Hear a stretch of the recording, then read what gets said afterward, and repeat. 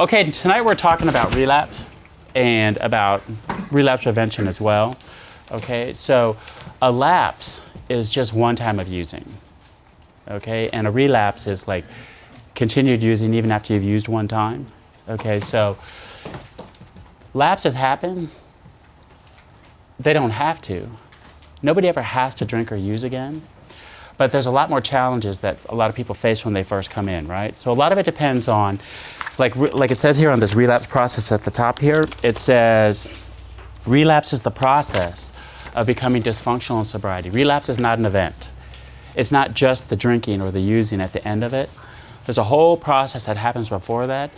And if you can know what that process is, and you can check in daily, you can interrupt that process and you never have to drink or use again. My sponsor told me that when I finally got sober at 24, and I'd been in treatment since I was 16, like 8 court-ordered treatments, right? And I just thought it was normal to relapse again. And he looked at me one day and he says, you know, you never have to drink or use again. And I was like, oh, that's bull. But I said, everybody relapses. He goes, no, they don't. I've been clean 35 years. And I said, well, I think you're lying too, right? I said, I don't believe you.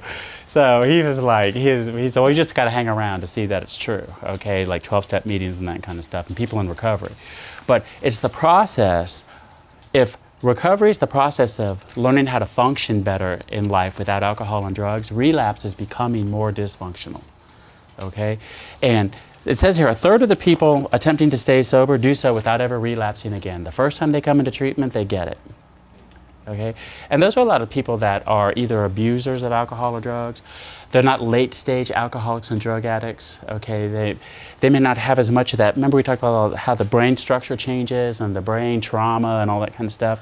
They may not have as much as somebody else. And those people used to piss me off. Okay, because they would just come in and get it. Then they'd all be happy at AA meetings and all that kind of stuff. And, you know, their pink cloud never seemed to go away. They just always seemed to be like, ah. And I was like, I was so miserable the first couple of years. I was just so, I hate all of you so much that just come and smile all the time and do whatever, you know. They generally got it. And then there's another 1/3 of people that relapse periodically for 3 to 5 years, and another 1/3 of people that will continue to relapse over the course of their life. A lot of that depends on the number of challenges that you have. You know, money is a great enabler. If you have a lot of money and a lot of resources, it's a lot easier to get sober because you have less stress, right, in your life. And stress wakes up that part of the brain that says, feed me. It can also be a double-edged sword. My dad's a late-stage alcoholic. He says he was still not convinced that he's an alcoholic, 77, because he says, I have never had to live on the streets. I've always paid all my bills. You know, he's a great functioning alcoholic. And he says, I've never been poor. And I said, well, yeah, because you inherited all that money from my mom, right? When my mom died, he got all the money. Money's a great enabler. And I said, yeah, you've been able to pay every bill, but none of your children will visit you. So what's the problem there, right? Okay, nobody will be alone with you in a room when you drink. At 77, you're still freaking crazy and violent, all right? So how hard it is depends on how much brain trauma you have when you first come in. Got any more of those? Oh, yeah. There you go. All right. And you know what? Brain damage. You just told me your name. Ellen? Ellen? Yeah. Okay. She just told me your name and I couldn't remember. That's for you, Ellen. So, okay. All right, so how much brain damage we have or brain trauma you have depends on how long you used and your type of drug. So anybody in here cocaine? Meth? Okay, heroin, opiates? Okay. Those make you get addicted a lot faster, your brain trauma. Okay. Anybody drank for longer than 8 or 10 years? And that was like your drug of choice. Okay, like you really, really love drinking. Okay. Longer than 8 to 10 years, you're about on the same level of brain trauma as a person who smoked crack for 9 months.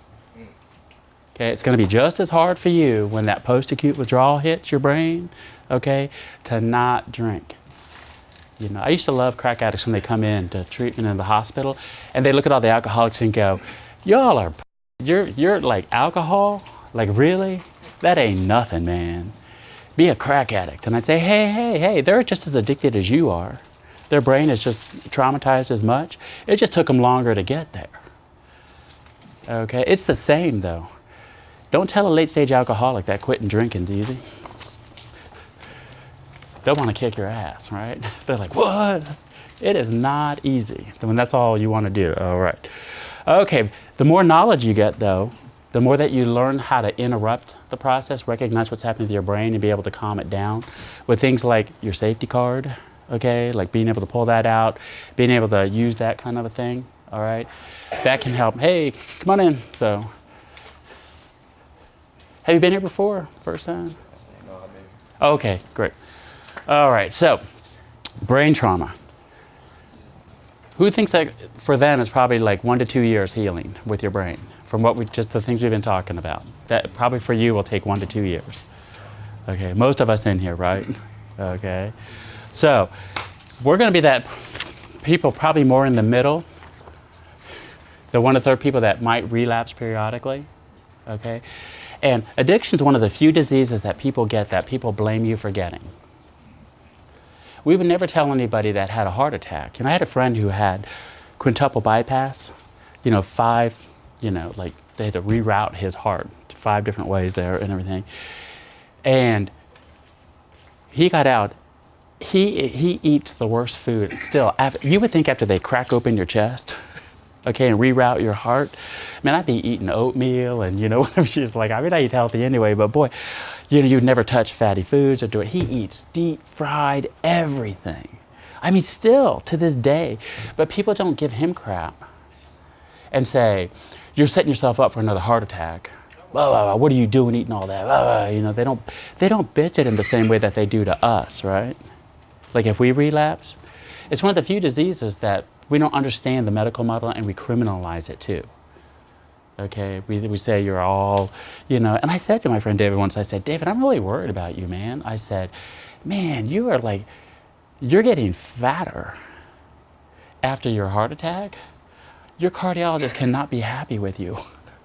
And he's like, yeah, it kind of gives me crap every time I go in, this, whatever. And I said, yeah, and when you go in and don't take care of yourself, it drives everybody else's health care costs up too and all that stuff. And so, and he says, well, nobody else gives me crap about it but you, Chris.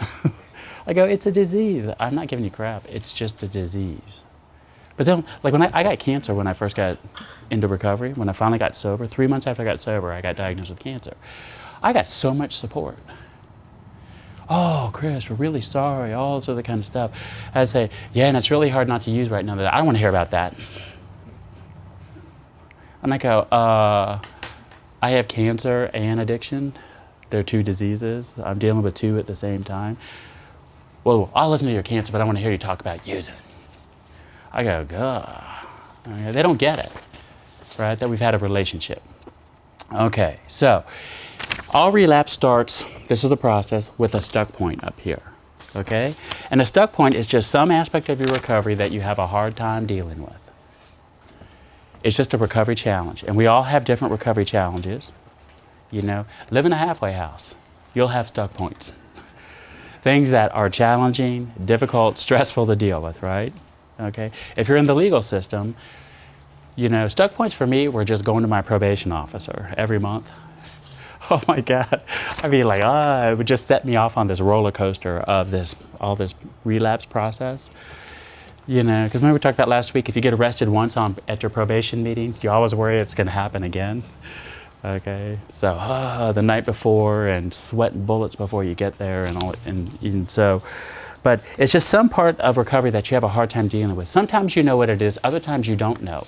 And typically, you're not even aware of it until after you start experiencing some of the symptoms a little bit further down the process here. So it says here, like a lot of times you're in denial, you're not aware of it, and then you get more stress, and if you're trying to handle it, but eventually what happens is that brain dysfunction or that post-acute withdrawal that we talked about last week, that pleasure center in your brain wakes up. Because if you release cortisol or adrenaline into your system, it wakes your pleasure center up again. Okay? Depending on how big it is, it says, feed me. I want to get high, I want to drink. That's when the thoughts about drinking come in. Okay? And, nobody has to, make you think about drinking or using if you're stressed out, right? I mean, nobody has to like, hey, what'd you used to do, Greg, when you used to get stressed out? I drank. Yeah, but nobody has to ask you that, right? I mean, you don't sit there and go, well, gee, let me think about it. I know I did something. What the hell was that? And depending on how much your life, how much compulsion you had developed, does everybody know the difference between being compulsive and impulsive? Addiction makes you impulsive, where you just go, you think about it and you go do it, right? That's being impulsive. It's a lie you tell yourself, I'll deal with that consequences later. Compulsion is when your whole life gets centered around it. Like, you stop hanging around people who don't party like you did, okay? So you start hanging around only people who drink and use like you do. So I knew that I was getting late stage when the people that I knew in college, they came to see me 3 years later, and we used to party like crazy, right? And they would say, dude, we're worried about you. What is up? How are you still alive? I go, you're no fun. I don't want to hang around you, all right? So more and more of your life gets centered around the using, okay? So the more compulsion you have when you try to quit, the more involved you are, the more things can make you think about it, right? For some people, waking up is a trigger. Anybody beside me get baked before you get out of bed? I used to smoke like whatever I had, several bong hits, whatever it was, just to get out of bed. Okay? Breathing was a trigger for me. That's what my sponsor said. Chris, for you, breathing's a trigger, and waking up. Okay? Everything reminded me of it. All right, but what happens is that post-acute withdrawal, and do you remember last week we talked about post-acute withdrawal, right? And we talked about what the symptoms were. Do you remember the symptoms? No, I don't. Okay, one of them is short-term memory problems. Okay, short-term memory loss, right? So why would you remember? We just learned it last week. Okay, so short-term memory loss is one of the symptoms. Increased irritability, difficulty concentrating, focusing, rigid thinking, sleep problems can start to happen. So basically, internally, you can't manage your thoughts. You can't manage things very well on the inside. You start feeling more and more frustration, getting stressed out more. So internally, if you can't manage internally, what happens is that externally, you start not being able to keep all this stuff going out here very well either, managing all this. Okay? This is when it crosses over the line to external, is when people start noticing. Here's a real good indication. If you're really getting like crazy and like really getting frustrated even more, it's crossed over to the external when people say, why don't you go get high? Because you're more of an addict now than when you were drinking or getting high, okay? That's a sign that you're probably in that it's gone external. It's not so much just internal anymore, but you're affecting all the people out here as well. In AA, what do they call that? Being a what? Dry drunk, right? Okay? Being a dry drunk.